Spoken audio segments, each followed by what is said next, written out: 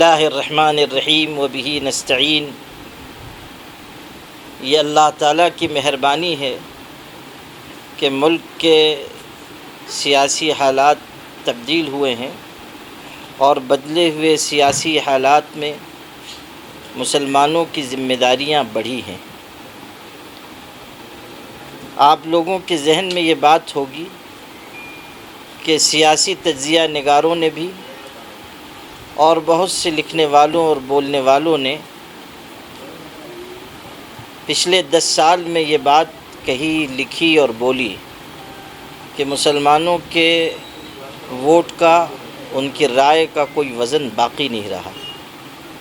لیکن اس مرتبہ پارلیمانی الیکشن میں مسلمانوں نے جس سوجھ بوجھ کا، جس شعور کا، جس بیداری کا، جس یکجہتی کا اور خاموشی کے ساتھ اپنے مشن پر کاربند ہونے کا ثبوت دیا ہے، وہ اس ملک کی تاریخ میں یاد رکھا جائے گا۔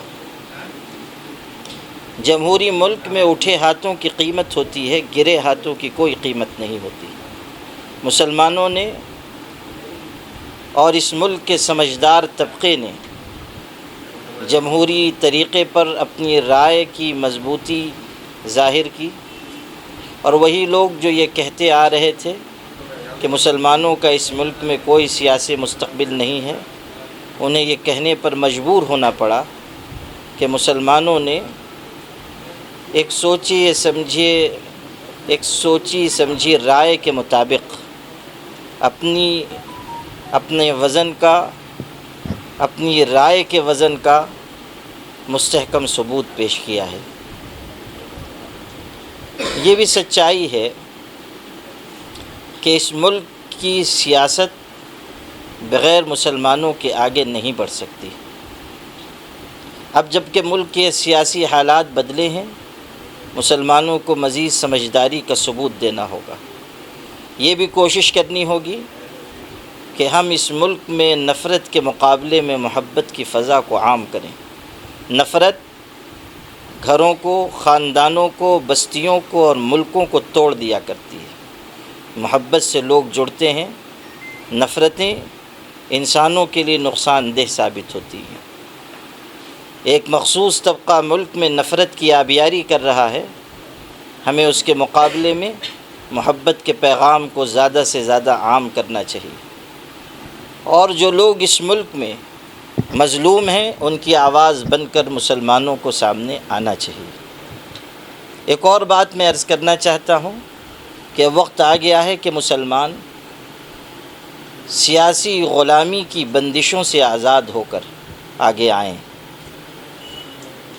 یہ بہت ضروری چیز ہے کہ ہم استعمال نہ ہوں اور اپنے آپ کو کسی کو استعمال نہ ہونے دیں۔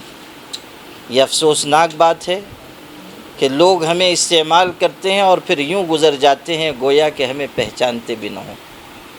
اس ملک میں جب بابر آیا تھا تو اس کو سواری کے لیے ہاتھی پیش کیا گیا۔ اس کے لیے یہ نئی چیز تھی۔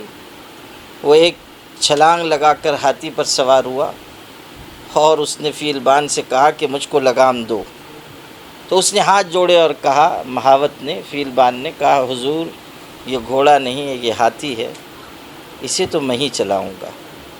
تو بابر دوسری چھلانگ لگا کر نیچے آ گیا اور اس نے تاریخی جملہ کہا۔ اس نے کہا کہ بابر کسی ایسی سواری پر سوار نہیں ہوتا جس کی لگام دوسرے کے ہاتھ میں ہو۔ اگر ہم اس غلطی کو دہراتے رہیں گے کہ ان سیاسی سواریوں پر سوار ہوں جن کی لگام دوسروں کے ہاتھ میں ہو، تو ہماری سیاسی پسماندگی دور نہیں ہوگی۔ وقت آ گیا ہے کہ ہم غور و فکر کریں کہ ہمیں کس راہ پر جانا ہے، کن لوگوں کے ساتھ کھڑے ہونا ہے اور ملک کو کون سی سمت میں لے جانا ہے۔ اصل معاملہ ملک کا ہے۔ ہم رہیں یا نہ رہیں، یہ ملک باقی رہے گا۔ اس ملک کی تقدیر کے بنیادی فیصلے ہماری صحیح سمت میں کیے گئے فیصلوں کے ذریعے، اقدامات کے ذریعے ہی درست ہو سکیں گے۔ اس لیے مسلمان شعور کے ساتھ بیداری اور تنظیم کے راستے پر چلیں، اپنوں کو پہچانیں، ان کو ساتھ لیں، آگے بڑھیں اور ملک کو ایک صحیح سمت دیں۔ آپ دیکھ رہے ہیں کہ ملک میں یہ ہو رہا ہے کہ جو لوگ اپنے حقیقی مطالبات کے ساتھ آ رہے ہیں انہیں اگنور کیا جا رہا ہے۔ ہمارے اسی مہاراشٹر میں مراٹھا ریزرویشن کی آواز کب سے جاری ہے، اس کے لیے لوگ قربانیاں دے رہے ہیں، بھوک ہڑتال کر رہے ہیں، کتنی جانیں چلی گئیں، لیکن اب بھی گورنمنٹ اس پر سنجیدہ نہیں ہے۔ کیوں ایسا کیا جاتا ہے کہ حقیقی مطالبات کو نظر انداز کیا جاتا ہے؟ منوج جرنگے نے اگر ایک تحریک شروع کی ہے، اپنے حق کا مطالبہ کیا جا رہا ہے، تو ہمیں بھی ان کی آواز میں آواز ملانی چاہیے اور کہنا چاہیے کہ اگر ریزرویشن مراٹھا لوگوں کو درکار ہے ضرور دیا جائے۔ جو حضرات ایسے ہیں کہ پسماندہ ہیں، مشکل میں گرفتار ہیں، ان کے لیے ہمیں آواز اٹھانی چاہیے۔ میں اپنے اس دکھ کا بھی اظہار کرنا چاہتا ہوں کہ جب سے نتائج آئے ہیں تقریباً 12 مسلمان ماب لنچنگ میں مارے گئے ہیں، اور یہ تعداد ہر نئے دن کے ساتھ بڑھ رہی ہے، اور افسوس کہ سیکولر کہلائی جانے والی پارٹیاں اس ظلم کے خلاف آواز اٹھانے کے لیے تیار نہیں ہیں۔ ماب لنچنگ میں جو لوگ مارے جا رہے ہیں کیا وہ اس ملک کے شہری نہیں ہیں؟ ماب لنچنگ کے نام پر جس ہجومی تشدد کو اس ملک میں اپنایا جا رہا ہے وہ نہایت نازیبا ہے۔ دوہرا پیمانہ اس ملک میں اختیار نہیں کیا جانا چاہیے۔ اگر قانون کے نام پر مسلمانوں کے گھروں پر بلڈوزر چلایا گیا تو اب یہ جو بھولے بابا کی حرکت کی وجہ سے 121 جانیں گئی ہیں، تو یوگی جی کا بلڈوزر کہاں چلا گیا؟ یہ دوہرا پیمانہ اس ملک میں کیوں اختیار کیا جاتا ہے؟ یہ سوال ہم کر رہے ہیں، کرتے رہیں گے۔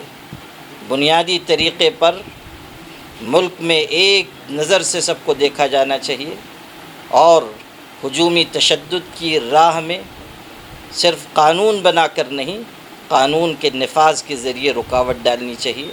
یہ ہجومی تشدد اگر بڑھے گا اس کا سخت نقصان ہوگا، صرف مسلمانوں کو نہیں، صرف مائنارٹیز کو نہیں، صرف کسی ایک خاص طبقے کو نہیں، بلکہ جب یہ چیز بڑھے گی تو ہر ایک کو اس کا نقصان ہوگا۔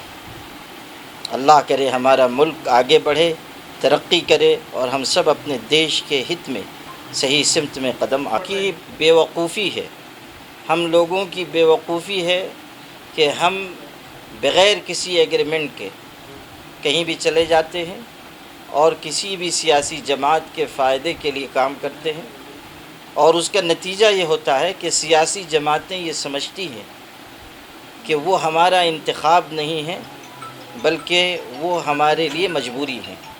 تو ہمیں یہ احساس دلانا ہوگا کہ ہم اگر آپ کی طرف آ سکتے ہیں تو کہیں اور بھی جا سکتے ہیں، اور انتخابات سے پہلے مسلمانوں کو ایک حکمت عملی بنانی چاہیے، اور اس حکمت عملی کے مطابق باضابطہ بات چیت کر کے اور معاہدہ کر کے آگے بڑھنا چاہیے مگر مسلم پرسنل لاء بورڈ کا اپنا ایک دائرہ ہے، اور مسلم پرسنل لاء بورڈ ہمیشہ رننگ سیاست سے دور رہا ہے، اور اس کی حکمت یہ ہے کہ مختلف سیاسی پارٹیوں سے تعلق رکھنے والے لوگ مسلم پرسنل لاء بورڈ کا پارٹ ہیں۔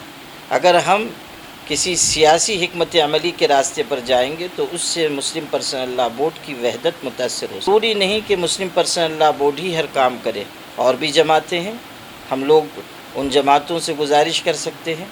مسلم پرسنل لاء بورڈ نے اپنے لیے جو دائرہ متعین کیا ہے وہ پرسنل لاء کی حفاظت ہے، اور وہ اپنے دستور کے مطابق محبت کا پیغام ہم اس لیے عام کریں گے کہ یہ ہمارے دین کی تعلیم ہے، یہ ہماری مجبوری نہیں ہے، یہ ہمارے دین کی تعلیم ہے اور ہماری بنیادی ذمہ داری ہے۔ ہم ایک زندہ ضمیر قوم ہیں، اس لیے ہم محبت کا پیغام عام کریں گے، نمبر 1۔ نمبر 2 کی بات یہ ہے کہ اکثریتی طبقے نے محبت کا پیغام نہیں دیا، میں اسے نہیں مانتا ہوں۔ میں یہ مانتا ہوں کہ ہمارے بہت سے ہندو بھائی، ہمارے بہت سے ایسے دوسری کمیونٹیز کے لوگ جن کے اندر انسانیت ہے، وہ ہمیشہ محبت کا پیغام عام کرتے رہیں، اور آج بھی اس زہریلے ماحول میں بھی فرقہ پرست لوگوں کی تعداد کم ہے، محبت پر یقین رکھنے والوں کی تعداد زیادہ ہے۔ لیکن مسئلہ یہ ہے کہ نفرت دکھ کر آ رہی ہے، محبت کہیں چھپی ہوئی ہے، اسے ہمیں ڈھونڈ کر نکالنا ہے۔ مسلمانوں کا حال بد سے بدتر ہو رہا ہے، اس میں کوئی شک نہیں، لیکن مسلمانوں کو جس سمت میں عمل و اقدام کرنا چاہیے انہیں غور کرنا ہوگا کہ کیا وہ کر رہے ہیں۔ ہماری انرجی، ہماری صلاحیت کا بہت بڑا حصہ آپس کے اختلاف پر خرچ ہو رہا ہے۔ ہمارے دین کی جو بنیادی تعلیمات ہے اس کے اوپر ہم عمل نہیں کر رہے ہیں۔ جن چیزوں کو ہمارے لیے کامیابی کی بنیاد قرار دیا گیا، اگر ہم اس سے دور ہوں گے تو نعرے، سیاسی حکمت عملی، انقلاب زندہ باد، اس سے کبھی ہماری تقدیر بننے سنورنے والی نہیں۔ پرسنل لا کی حفاظت کے لیے بنایا گیا ہے۔ مسلم پرسنل لا بورڈ کے 3 کام ہیں، ایک شریعت کی حفاظت، دوسرے اتحاد امت اور تیسرے اصلاح ملت۔ وہ ان 3 محاذوں پر کام کر رہا ہے اور اس کا کام برابر الحمدللہ جاری ہے، صحیح چل رہی ہے، اس لیے کہ جب یہ خود الجھے ہوئے ہوں گے تو دوسروں کو الجھانے کی ان کو فرصت نہیں ملے گی، اور ویسے بھی یہ لنگڑی لولی سرکار ہے، کس وقت یہ رخصت ہو جائے کوئی اس کا بھروسہ نہیں ہے۔ اور یہ بھی سمجھنے کی چیز ہے کہ اپوزیشن مضبوط ہے، اور اپوزیشن مختلف چیزوں پر اپنی رائے رکھے گا اور مضبوطی سے رکھے گا۔ ابھی دیکھ لیجئے کہ پارلیمنٹ ہاؤس کے اس جاری سیشن میں بہت مضبوط باتیں آئیں۔ راہل گاندھی نے گفتگو کی، مہوا موئترا نے گفتگو کی، ڈاکٹر جان بریٹاس نے گفتگو کی، اور راجیہ سبھا میں بھی مختلف لوگوں نے بہت مضبوط گفتگو کی ہے اور بنیادی مدعے اٹھائے ہیں۔ نصاب تعلیم میں جو تبدیلی ہو رہی ہے اس پر بھی گفتگو ہوئی ہے، اور ایک رکن پارلیمان نے اس پر دلچسپ تبصرہ کیا ہے کہ نصاب تعلیم میں جس طرح کی تبدیلی ہو رہی ہے تو ہم یہ امید لگا سکتے ہیں کہ چند دنوں کے بعد ہم تاریخ کی کتاب میں یہ پڑھیں گے کہ گاندھی جی کا انتقال نیمونیا یہ فلو سے ہوا، اور ناتھورام گوڈسے ان کو ہاسپٹل لے جانے کے لیے آیا تھا۔